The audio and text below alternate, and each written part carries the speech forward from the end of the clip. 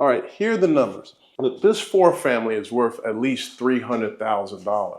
But if you're able to use a cap rate of 8 cap, this thing is worth almost over $400,000. So in order to determine the average rent, you got to go to Rent-A-Meter. You type in the address and you put in the number of bedrooms and you say apartment only and you click check rents. And then right there, it shows you what the rents are. Well, the average is $1,400 in this area, as high as $1,600, as low as $1,200. That's how you determine the rent. Now you also can go to Zillow.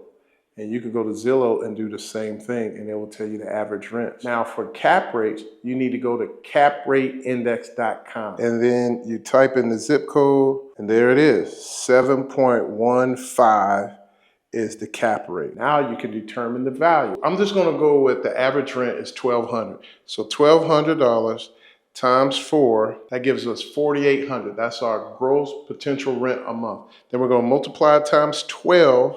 That gives us $57,600. That's our potential gross annual rent. Now I'm gonna do what we call the money math. I'm just gonna use a 50% expense ratio.